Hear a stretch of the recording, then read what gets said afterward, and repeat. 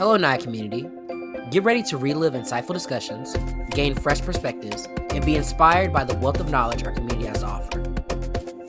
Let's dive into another episode. Good afternoon, everyone. My name is Omari Hubert, and I have the great honor of serving as president of NAAIA New York Tri-State Chapter. It's a pleasure to welcome you all here to New York City for the State of NAAIA Town Hall. As we do at NAAIA, whenever we have a webinar, please let us know in the chat where you're joining from. I see a few people who are joining in. Oh, here we go. Welcome, Dallas. Welcome, Atlanta. Boy, see you. Cleveland, hello. But most importantly, we can't forget, New York is in the house.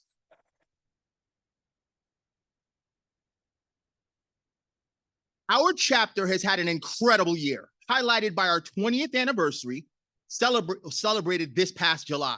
It was a great opportunity for us to reflect on our impact and legacy as a chapter.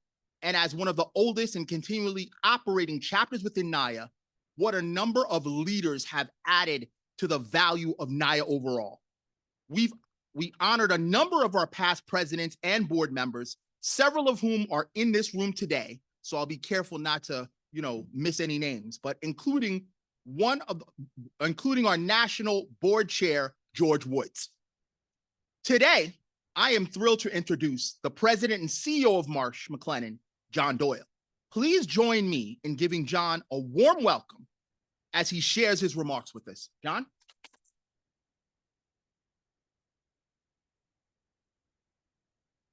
Good morning. Good morning. It's great to be with all of you that are here in New York and those that are zooming in. Thank you for joining us. And I love the energy there. That was awesome. I want to welcome everybody on behalf of all my colleagues at Marsh McLennan. I want to welcome you to our global headquarters here in New York. I was planning on making some remarks about just about the holiday season and, what a wonderful time it is and what a great time to get together and to talk about talent in our marketplaces. Of course, tragedy unfolded right down the street, this morning in our industry. And so, in fact, probably a fact not all that well known about Marsh McLennan is that health insurance is our single largest line of business, if you will. So we help employers and help individuals manage their health and health risks, all over the world. And so, but just tragic events.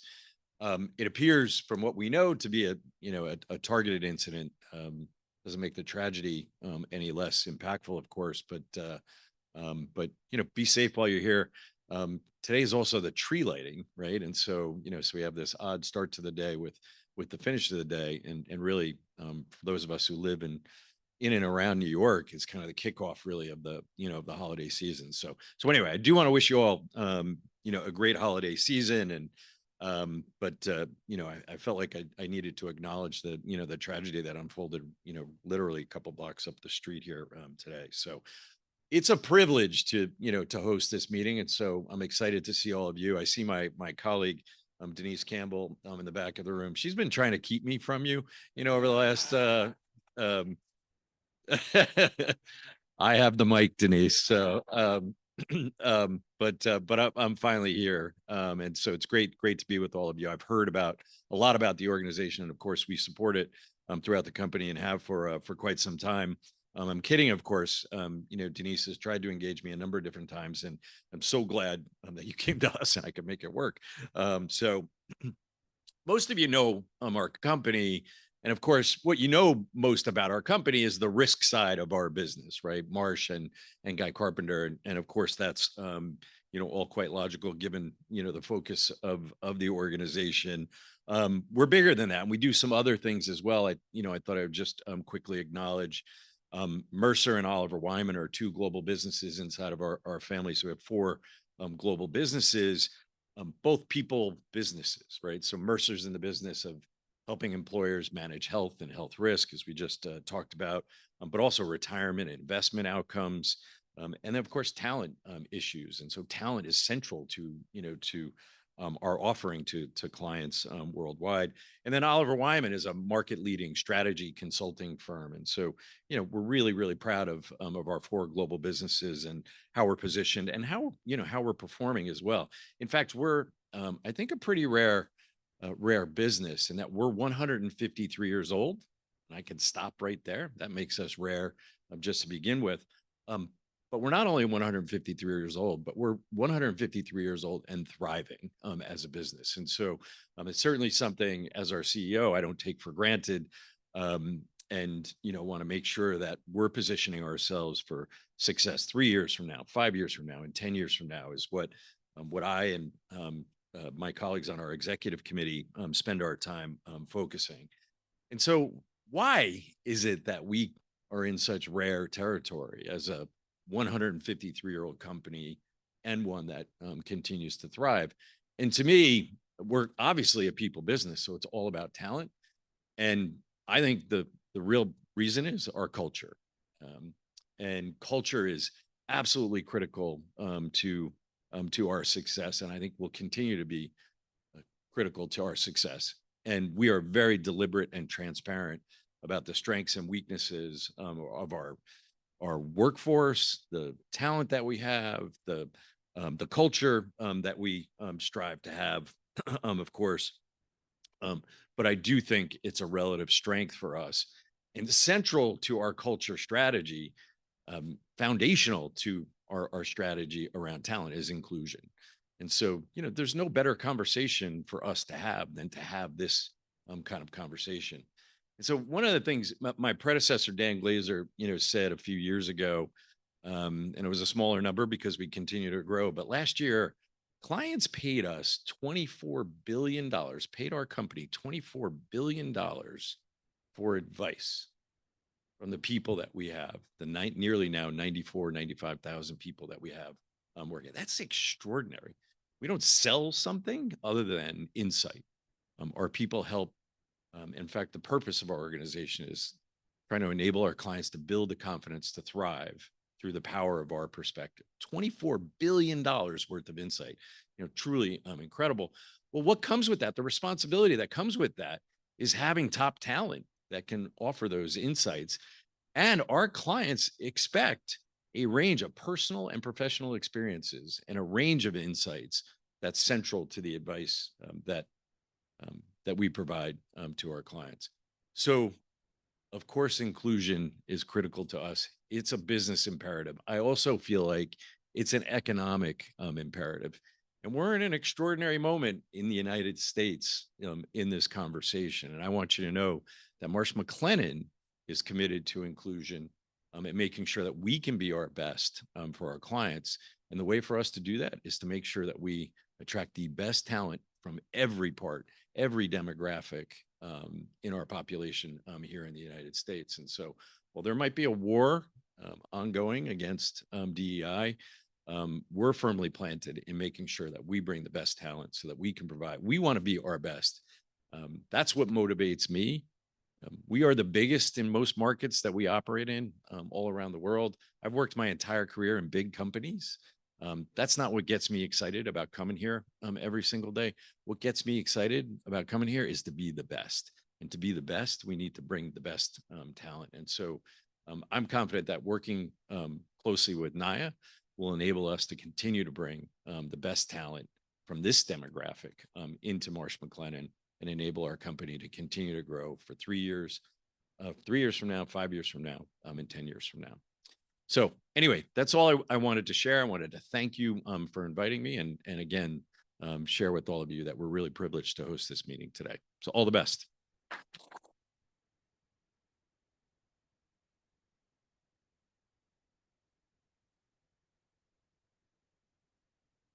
Thank you, John. Good afternoon, everyone, and good morning for those joining online from across several different time zones.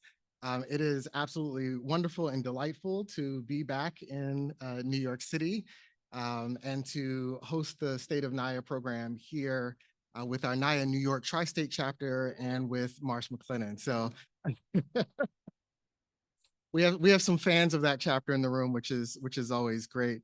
it's always dangerous for me to start naming names, but I can't ever not acknowledge several leaders across NAIA who are in the room with us today. Certainly members of the New York Tri-State Chapter Board of Directors who are here. And so if you just wave your hand so people know who you are, thank you. So I don't have to call all your names, but I will. And members of the NAIA National Board are also here in the room. And so Michelle Lamar and Susan Johnson are seated here up front. And Liz Walker from Marsh is also in the room. And last but certainly not least, excuse me, I'm sorry, Dwight Geddes is also here in the room. He's not sitting in the right section, but that's okay. That's all right.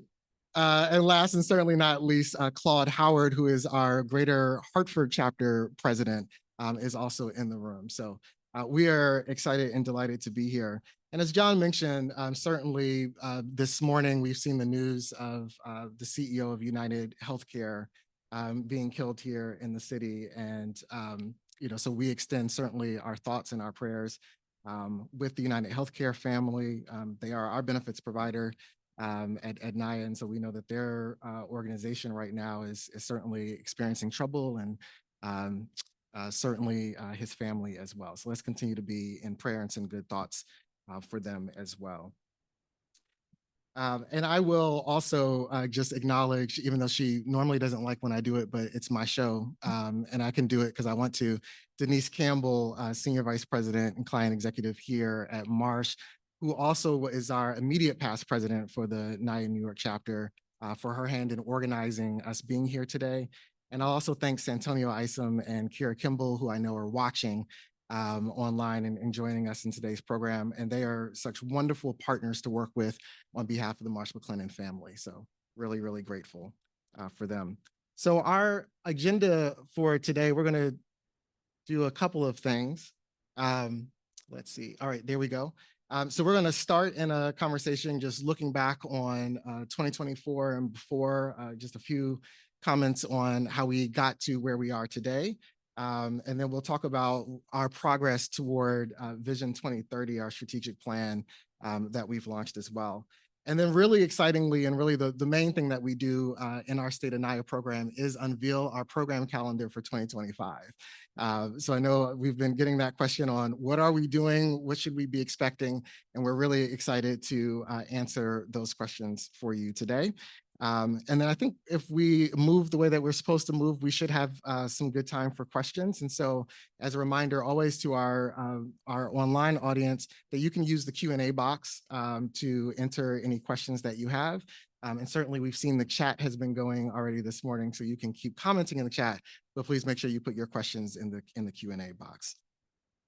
And so with that, let's start with our 2024 reflections. It's my pleasure to welcome here to our stage, George Woods, NAIA National Board Chair and Senior Vice President of U.S. P&C Broker Sales Management at Swiss Re. George.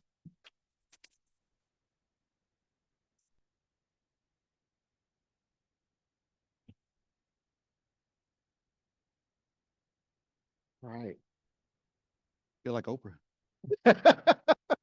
I'll try to do the ums and ahs the way that Oprah does as well. This is my reminder that we are a not-for-profit. Okay. So George, why don't we start here? I think aside from Gerald as the NAIA founder, you've been our longest serving board member. And so you have been with NAIA through several different seasons of change. And certainly a lot has changed over the last 2 years while you have served as our national board chair. How would you describe the changes in the trajectory that NAIA is on? And how would you say that NAIA has evolved to serve our membership base in the industry better now than we were doing before? Yeah, I would say, so for those of you that don't know, I've been a NAIA member for 20 years.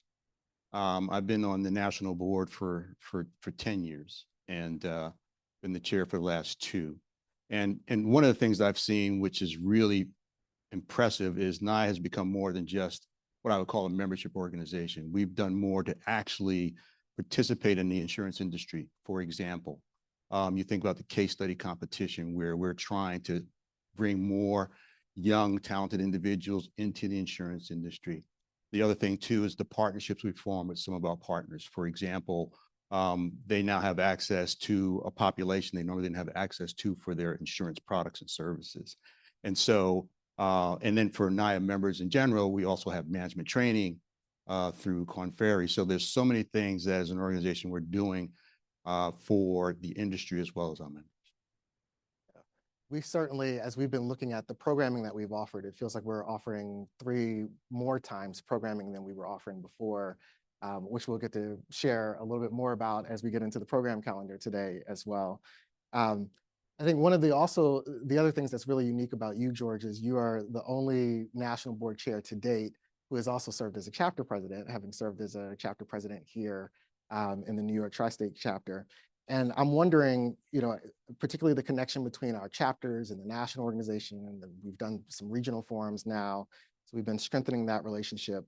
What are the leadership lessons that you found most impactful as you think about your journey from being a chapter board member and chapter president to now being the chair of the national board? Yeah, so the biggest thing that I had to learn is once I went from the chapter level to the board level nationally is understanding how to work with people that think differently than myself, view things differently, then how to bring all those different thoughts and ways of doing things together for the good of the overall organization. And so that's one lesson I learned, which I think is very, very important. And then also too, thinking strategically, where do I want the organization to go? Where I want the organization to be 5 years from now, 10 years from now, and given those stretch goals so that we can no longer just sit back and say, okay, we're just a membership organization, but what can we do to contribute more to the industry overall? That's a great segue into my next question for you around particularly driving impact to the industry at large. Our mission at NAIA is creating a more inclusive insurance industry.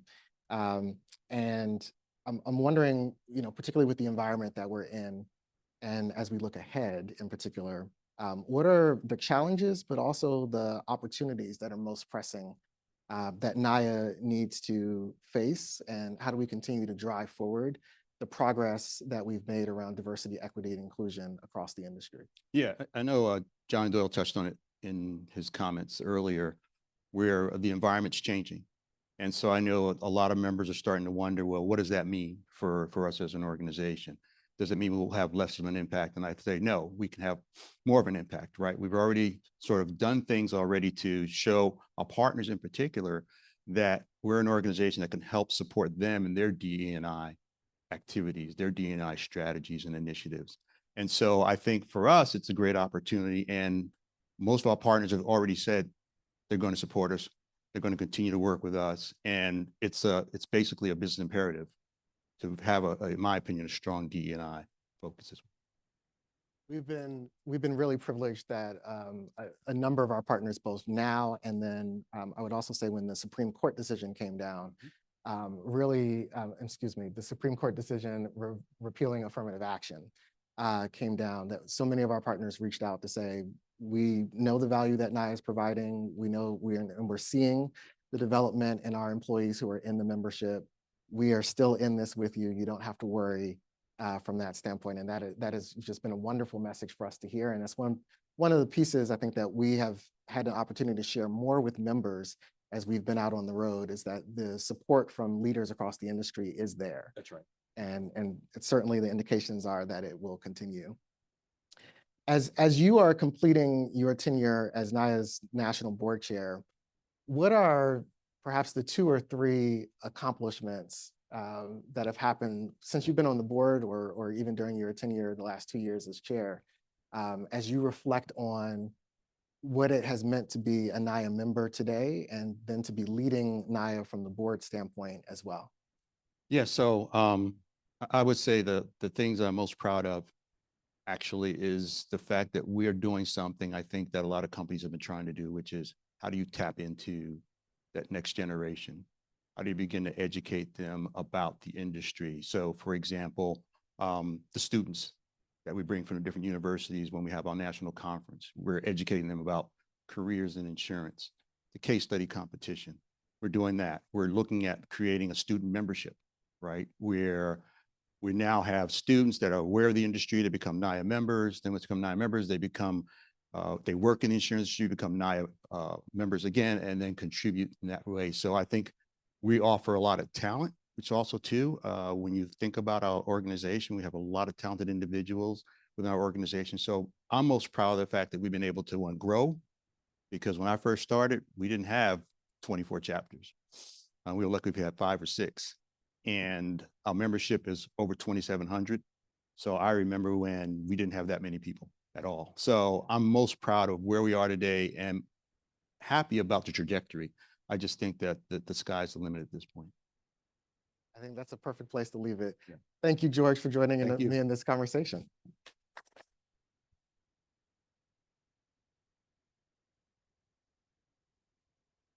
All right, and now let's welcome Ricky Jones, Regional President of Enterprise Distribution and Agency Experience at Travelers, and our incoming National Board Chair 2025 and 2026.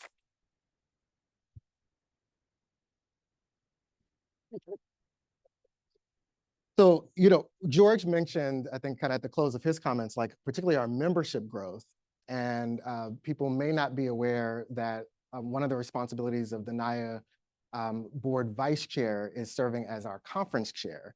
And I think that's probably the place in which people have seen our growth the most across the NAIA network, going from a conference that pre-COVID didn't have 250 people. We were small but mighty. We did a lot at those conferences, but our last conference was our largest and our third sold out with 1,000 attendees. And that happened under your leadership. What do you think contribute to this historic turnout, and what does that mean for NAIA and the industry at large? I think if you go back to the premise of NAIA and some of the attributes, we talk about inspiring, we talk about educating, we talk about connection. I believe that the conference gives all 3 of those touch points when you get the opportunity to attend. And it's more than just attending.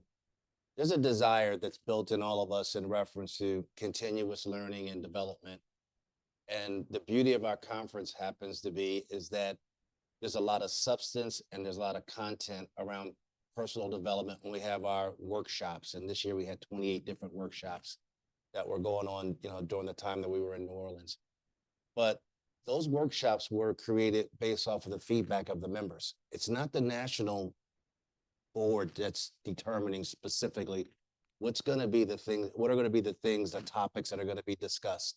We go directly to our members, and they've done a phenomenal job in reference to, these are the things that we need to hear about. These are the things that we need to learn about. These are the personal attributes that I want to develop in. And we want to give them a forum in reference to doing that as well. So I'm extremely proud, not only of the fact that we had a phenomenal conference this year, but we continue to build on year after year. And it's hopefully, I'm not even gonna say hopefully, I'm looking forward to Philly and selling that one out as well. Yeah. We're looking forward to welcoming 1,500 people in Philadelphia. So that will make it our 4th sold out conference in a row, and the largest conference that NAIA will have at that time. Thinking about that, the conference, but then NAIA's growth at large in particular, I'm wondering, and I have a question for you about leadership lessons that you've had along the way in your career and your membership with NAIA as well. One of the things we saw a lot on LinkedIn after the conference was people doing LinkedIn posts and saying, this was my favorite workshop, this was my favorite plenary discussion, this is my favorite speaker. These are things that I'm going back to the office to apply immediately. What are the things that you have applied that you've learned from different NAIA programs or that you're taking back from conference as well? The power of feedback is really critical. But one of the things that I would say, there's a difference working in corporate America and being a leader than being a leader to a nonprofit organization as well. But there were some synergies that you could take from both. And one is listening. And I just go back and I think about the last 2 years being responsible for the conference setup, conference chair. We had a conference committee that was like 6 people. 6 people putting something together like this. It's a lot of hard work. There's a lot of ideas that bounce back and forth, but there's a lot of give and take and a lot of listening.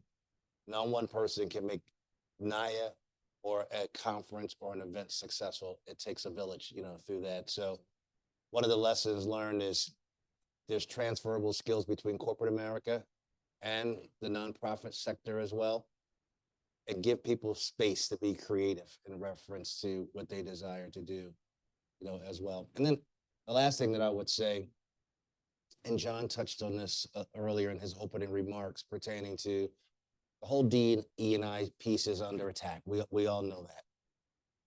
But if we believe it, we got to stay firm in reference to what we do. And people are yearning for the opportunity to connect, to develop themselves, to get to C-suite potential opportunities. But also, they may never get there, but to advance in their career. And that can be lateral, or that can be horizontal or vertical, however you want to define it. The great thing around NAIA, and one of the leadership lessons that I've learned, is that we provide a tremendous amount of tools and resources for people to develop themselves. And I think this is where some of our sponsors and other companies can lean in to utilize NAIA to help their population be better. Individuals, civically, and corporately as well. Absolutely. One of the findings from our Next Steps on the Journey study, shameless plug, that NAIA and Marsh co-sponsored together, was that when African Americans come into the insurance industry, we tend to stay in the insurance industry. And so we do see a lot of cross-functional vertical moves that people take in their career to learn multiple disciplines in preparation for them to be able to move into manager roles and then senior manager and executive and C-suite roles in the industry as well. So that's a piece of data that we need to share a little bit more likely. But that 2023 Next Steps on the Journey study is one that I say people should kind of have as a recurring document that they go and take a look at. I have it open on my computer most days. Because there were several recommendations in there that we used at NAIA, including our brand refresh, the launch of our regional forums, our mentorship program that we'll talk about in just a few minutes. You touched on that DEI is under attack and that we have to stand firm. Where do you see our greatest opportunities for NAIA to help move the industry forward? Now, we talked about growth, and we've got the 2030 visionary plan, and part of that is around growth, and we want to be like 7,500 members at that point in time, and we want to have 50 chapters. But I still see that there's a space and reference. It's not just about growth and more chapters.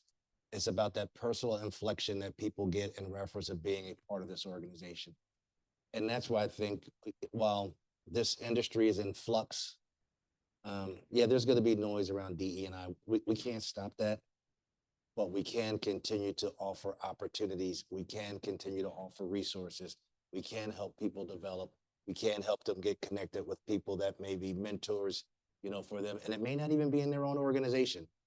We've got 2,700 members just at NAIA, and, NAIA is not the only organization that's out there as well. So how do we create that environment where people's thirst is fed in reference to seeing what this industry is all about? It's truly an honorable industry, and we should never forget that. But we also should be able to pave the way in helping others to see it the way that we may have seen it in our careers as well. Well, and here's my my closing question for you, Ricky, before we move over to the calendar, is what does success look like for you personally as you think about moving into the role of being NAIA's board chair? And, reflecting on your career as well within the insurance industry, what is the legacy that you hope to leave through NAIA as well as within the broader insurance industry? Yeah, that's a great question. And I sit back, I haven't been in NAIA as long as George, but so I will tell you that. But I've learned a lot under George and some of the other members of the national board, as well. So as I take the chair position, I want to continue to build on the momentum that we have. I want to see our 2030 visionary plan come to life. Right now there's a lot of words and we're taking action. But as George said, we have 24 chapters as of right now, but we've got some that are in development. So we're going to have more before you even know it, from that standpoint. And I'm not going to steal your thunder, from that standpoint. But I believe that as the word continues to get out, and George talked about how we're tapping into the college students, and we're going to offer, those type of memberships, and then also they can escalate into full-time memberships once they, come out of college and get into our industry. That's another vertical that we have as well. But I still go back to the numbers are one thing, and I will always say you can make a number, say whatever you wanted to say. It's about that personal impact that you're going to make as well. So I want us to stay true, under my watch and the national team's watch and all the members' watch, is to make sure that people are getting developed. And I would love for us to see people taking on bigger and better, more demanding challenges in their career. And eventually there may be people that may get to C-suite positions. I would love to see that. I look at that as utopic, but you have to start small to get big, as well. So I just think that there's a lot of fertile ground for us. And I just look at growth as being one, development as being another, and that this organization continues to be solid in the future in reference. It's not a fad. When I joined the national board 7 years ago, I think the membership was probably not even 300 people, something like that. And the jump to 2,700. George talked about the number of chapters that we have. But I go back to each chapter, each member is having a dynamic impact on our industry. And that's what I want to continue to see that happen as we go forward. Absolutely. Yes, trying to better define what is the NAAIA difference is something that we'll continue talking about in the years to come. Ricky, thank you so much for joining me.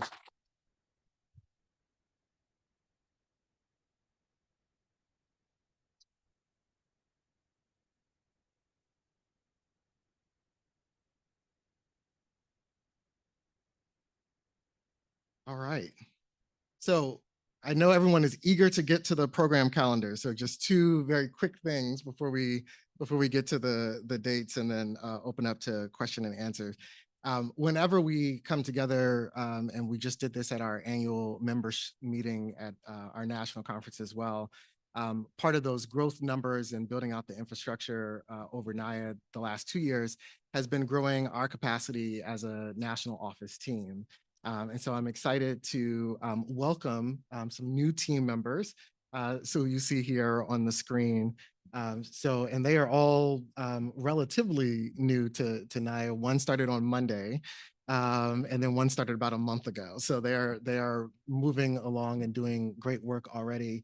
But we're really excited to have Ashley, Akili, Melanie, and Zuri with us.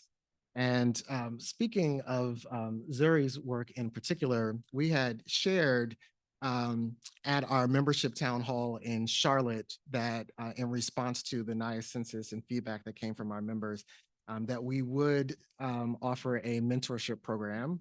And then we announced in September that mentorship program is named NAAIA Next, which is Nurturing Exceptional Talent. So Zuri and the team have been really hard at work putting together some conversation guides and designing the application and matching process to make sure that we are ready. And we are ready. I think we're waiting on me to approve like one email, and then we should be good to go.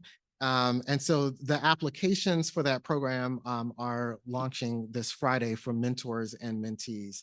And so certainly if you are interested in one-on-one mentoring, please do sign up for that program.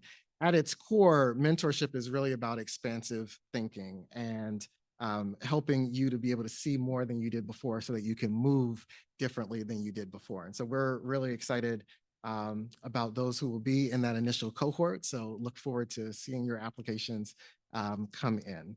I think applications remain open until January 3rd. So if you don't do it before you go on vacation, please make sure that you do it before you come back. And then I had ambitiously thought that we would be able to share with you the dates for our regional forums, and I'm not able to do that just yet today.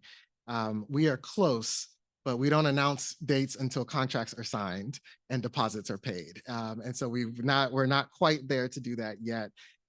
So as opposed to announcing those today, we will announce those in January as soon as we have them. The host chapters, Chicago, Greater Kansas City, and NAAIA Metro DC are all really excited to welcome us there for that half-day program and founders reception. So we will be right back with you relative to those dates, but please do know we are having the 2025 regional forums as well. We have rebranded what was known previously as our national webinar series to our Advancing Inclusion series. And we did that because we wanted to be, as we did some work, this is all part of our brand work that we started 2 years ago around really defining and being clear about why are we doing the things that we're doing. And so we're not just doing webinars for the sake of doing a webinar and saying that we have webinars at NAAIA. It really is about equipping you with something that is practical for you to be able to move forward in your career. And it's about moving our industry forward as a whole, right? And so we chose kind of this tagline of advancing inclusion. And there's two components to that. One is our kind of Embracing Diversity Heritage Month celebrations that we will continue. And the second is a NAAIA Academy. And as part of our NAAIA Academy, some programs that you are already familiar with and that we're doing them today. So agent roundtables will be back for 2025. This year, we piloted claims clinics as a new offering. Those are returning in 2025 as well. And then in response to your requests from our membership to further differentiate some different roles within the industry, we saw really, really strong request for some dedicated underwriting sessions. And so we're introducing underwriters roundtables in 2025 as well. The Emerging Leader Roundtable was one. This was something that actually had started as a conference offering and then really kind of spun out into its own national webinar. And so that will come back as a national webinar. And I note always when I talk about this webinar, because everybody's like, I want to be in on that webinar. It really is designed for NAAIA members under the age of 40. And so, it might not be your webinar is all I'm saying. This is a very youthful looking crowd, so I'm going to leave that there. And move right on to our summits. So we have pre-COVID had started a pre-conference leadership development summit that when COVID hit, and of course, as the rest of the world did, we need to move things virtually, became what is now our National Leadership Summit. And so that is a 2-day program that is anchored by a leadership development facilitator. We get wonderful reviews. We've had really fantastic facilitators. Dr. Dennis Kimbrough was our facilitator this year. Giovanna Gethers was our facilitator last year. We've had some really fantastic people. So that is coming back as well. And then the last 2 years, we have had pre-conference summits for agents and brokers and for emerging leaders. And we've had really fantastic lineups with people coming and speaking as part of the agenda. We get rave feedback. And when we just look at the numbers, part of the feedback has been people needing to come into wherever we're holding our conference, perhaps an additional day. So more hotel nights, right? More time away from family. And so as we were thinking about it, we have this really great content and how do we make it accessible to more people? And so both of those pre-conference summits are now moving to their own virtual summits as well for 2025. So we will have our flagship National Leadership Summit at the end of July. And then really back to back, we are having an Agent Broker Summit and then our Emerging Leader Summit. So we'll have more information for you around themes and keynote speakers and the leadership development facilitators and all of that as we go. So it's already shaping up to be a great program. I'm really excited for that one as well. Career fairs are also coming back in 2025. And so as most of you know, we do 2 virtual career fairs, one in the spring and one in really kind of late summer, early fall. And then at our national conference, we have a 2-day career expo and trade show as well. And so all of those will be back for 2025. And then our membership programs. So in 2023, I think we did our first membership town hall. State of NAAIA has been a recurring program for us, but the membership town hall we added as a way to really give a conference preview and to talk about where we are in the year relative to goals and programming and any changes that we need to announce at that point. So we will do the membership town hall in June. State of NAAIA is a carry forward of a virtual program that we started really during COVID to make sure that we were staying in touch. And so that's what we're doing today. We will do this again next year. And we've enjoyed being able to host these in a hybrid format. So we've been in Philadelphia with Temple University. We were in Charlotte with Sampo. We were in Florida in the Boca Raton area with NCCI, and very excited to be here today in New York City with Marsh McLennan as well. So we will let you know for the in-person audiences where those will be, but that link will be virtual as it always is. And George talked about this in his commentary around our National Talent Development Competition. It is hard to believe that we are going into, I think next year will be the 9th year of this competition. This is one of our main college student engagement offerings in addition to student memberships. And we had 12 schools compete in our talent competition this year. All of the students are winners. So I always say that all of the students are winners.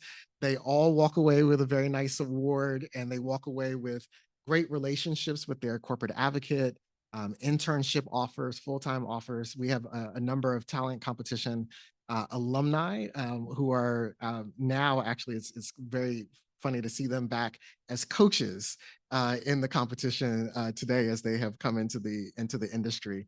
But we are exceptionally proud of all 36 of the students that competed this year in our talent competition. And again, extend our congratulations to St. Joe's, to the University of Hartford, and to Howard University, who placed number 1, number 2, and number 3 in the talent competition this year. And then finally, we are headed to Philadelphia in 2025. So for all the folks in the room, just a quick Amtrak ride up the highway, right? But we are really, really excited to be heading to the city of brotherly love in September for our annual conference. It is going to be a fantastic time. We will have our 3 plenaries and the 28 workshops that Ricky mentioned, our 2-day trade show, lots of really great opportunities for sponsors to engage there as well. So we're really excited about our trade show in particular, which is always open to the public. And so we'll have a local job seeker audience from Philadelphia region that will join us, in addition to all 1,500 of us who are coming in. So our survey from conference this year, we had 99.99% of people who attended this year's conference said that they are coming to next year's conference in Philadelphia. There were 2 people who said no. And one of them left a comment that the only reason they're not coming is because it's a milestone wedding anniversary. So they need to be there to stay married. So we'll excuse them. The other person didn't write their comment, so I know who you are. You should email me. But everyone else is coming back, which means that we will have room for 501 more to join us in Philadelphia. So please make sure that you are in that number. If you haven't been on our website lately, you may not know that pictures from our conference this year are up on the NAAIA site. So it's now in our header rotation thing that happens. As you can tell, I manage the website. And that thing that's there that rotates when you go on the page, DJ is going to kill me, but it's there. And then if you also click on media, you will see the galleries there as well. And we actually have pictures up now from 2022, 2023 conferences in Baltimore and Columbus. And we have pictures from all of our regional forums up there as well. So it's worth taking a look. We didn't put anybody's bad picture up there, so there's no one looking crazy. They've all been approved. So you should go and take a look there. If you didn't write down any of these dates, that's okay, because later on today, you're going to be getting this document out that has all the dates for our national calendar. And DJ Ang, our Director of Marketing and Brand Engagement, was up working late yesterday to add all the events to our national website as well. So if you go looking for them on our national calendar, you'll see them there. And shortly, early next week, we will have the Zoom registration links in that calendar invite as well. So if you want to proactively register for any of those programs, you'll be able to do that early next week as well. All right. So with that, I will stop talking for a minute and just see if we have any questions. So just as a reminder, if you're online and wanted to ask a question, you can enter it into the Q&A box. And Jeff will let us know if there are any questions online. And then also, if you are here in the room and you'd have a question, we're happy to open up the floor. Oh.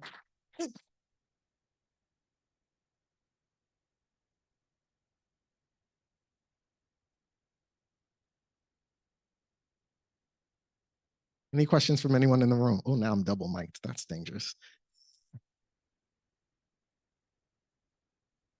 Or Jeff, any questions online?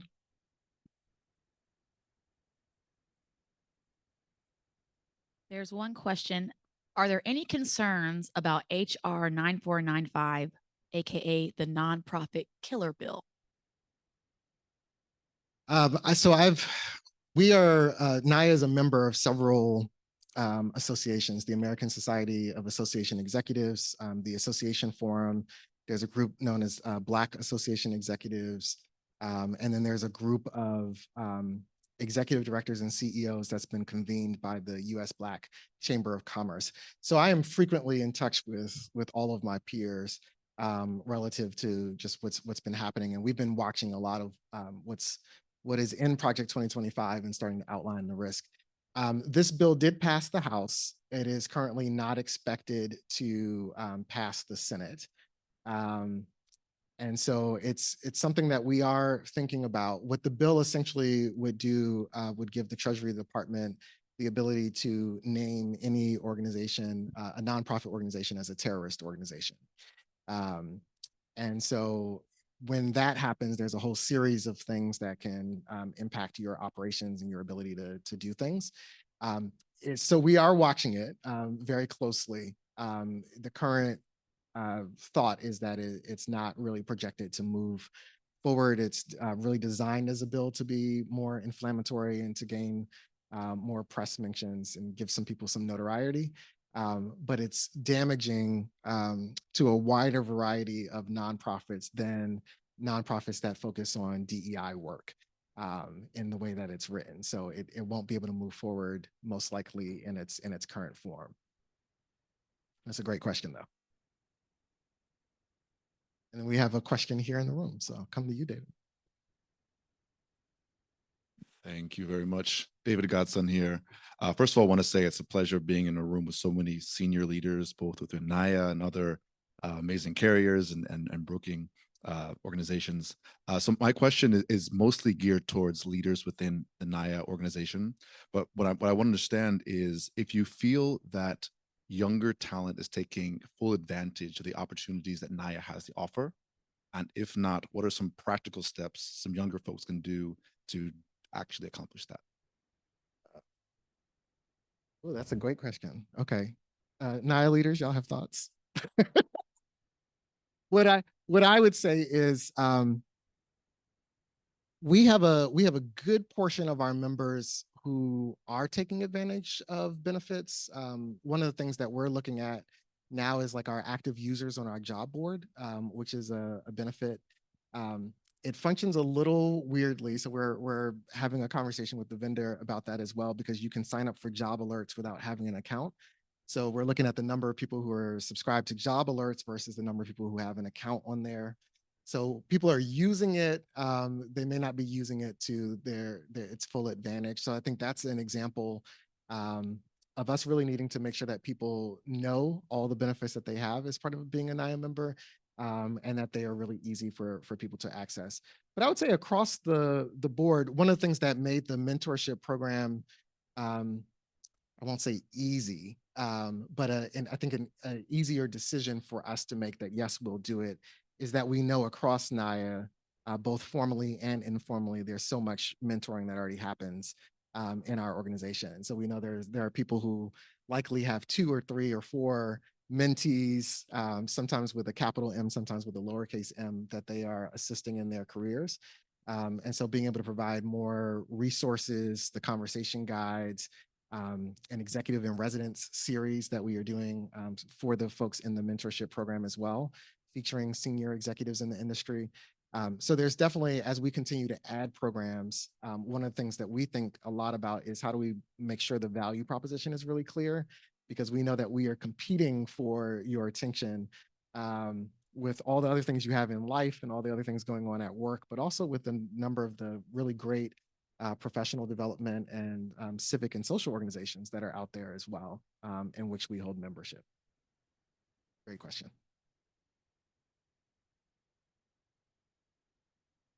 We have an online question. How can we receive information on sponsorship opportunities? And if we're interested in being an exhibitor at the conference trade show, how do we find that information out? This feels like it might be a planted question, Jeff. Okay.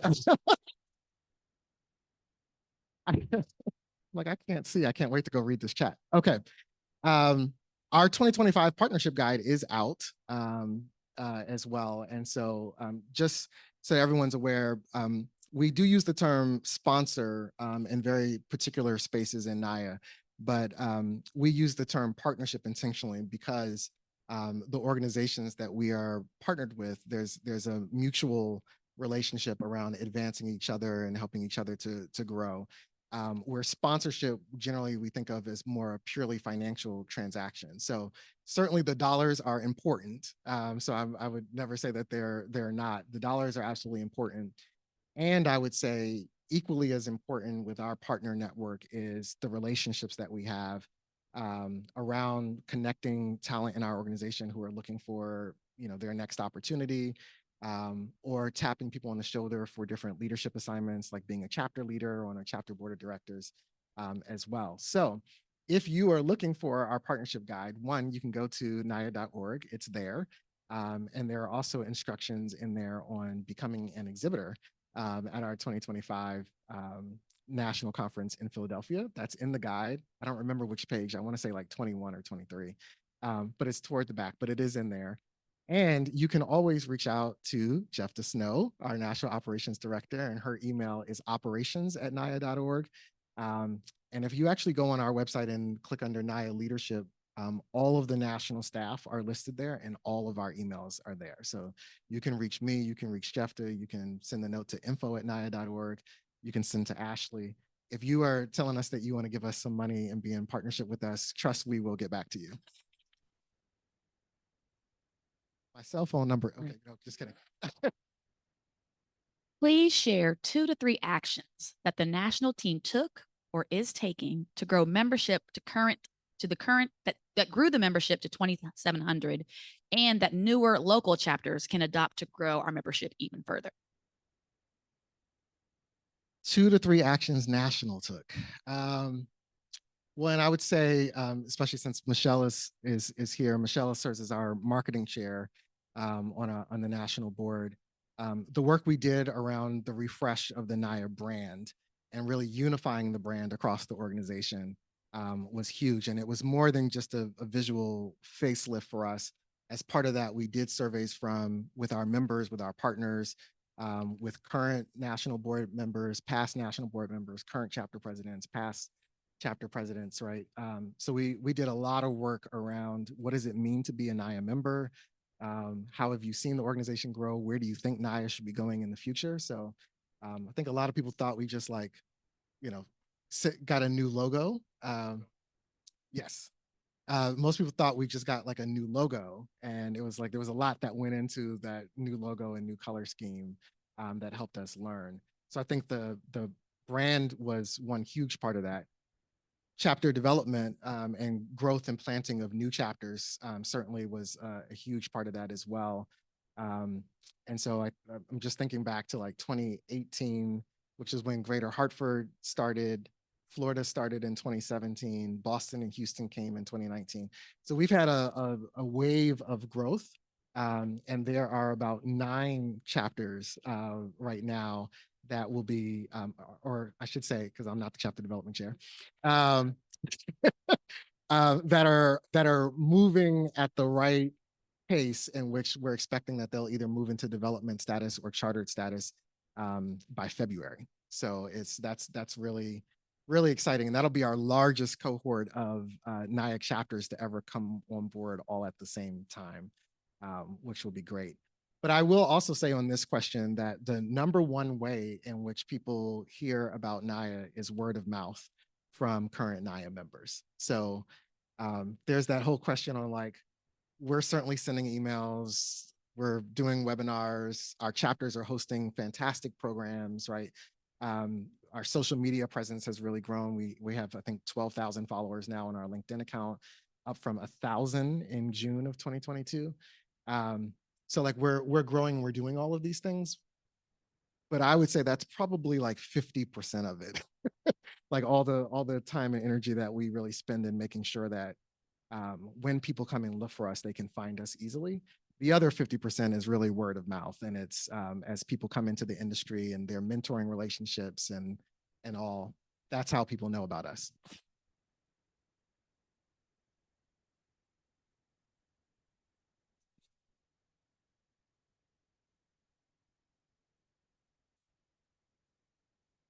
Absolutely. And for our online audience, Michelle said, when people come back from conference and you're sharing those LinkedIn posts and you're talking to your manager and you're sharing in your team meetings about what you got out of conference and the learnings that you're bringing back to share, that also inspires others to say, I need to be part of this as well. And so it's good growth that we're working to make sure we're managing and meeting the expectations of what we've got.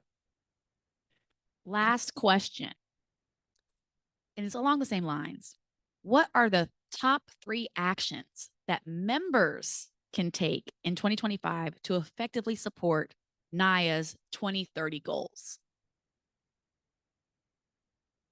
Actions members can take, top 3. George just looked at me and he said, that's all you, bro.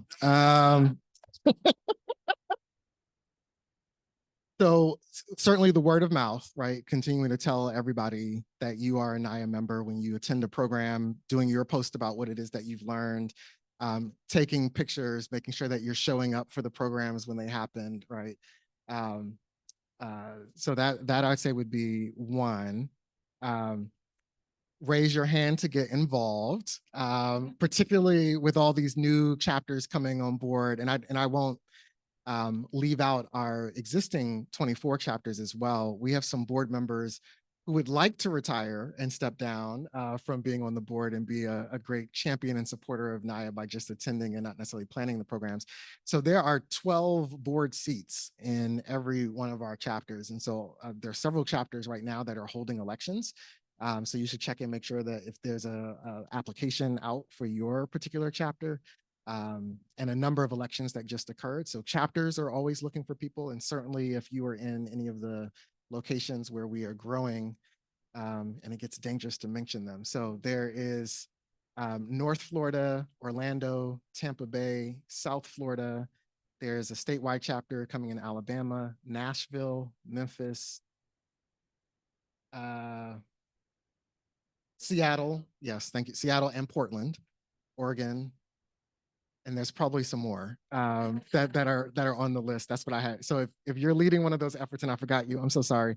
I didn't write that down. But there certainly are opportunities to get involved. And that's just really our initial wave. There are some conversations that are happening as we continue to grow. You know, next year we'll at a minimum be at 33. And we're still making our way toward 50 and have a number of places identified as well.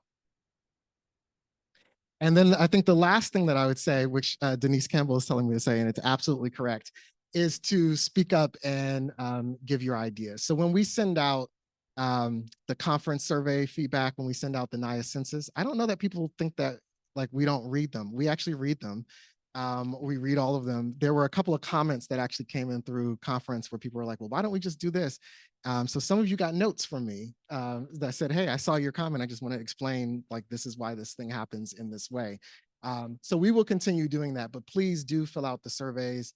And even outside of surveys, when you have feedback and thoughts on what you think could be different or what we could be doing better at a chapter level, at our regional forums, at national, we're open to hearing it. So we're very excited about that.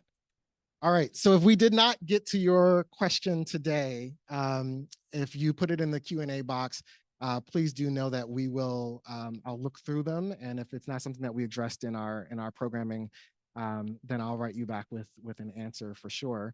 And so it's been wonderful being here for this State of NAAIA. And I'll just close by saying, one, that the State of NAAIA is good. And we're moving in the right direction.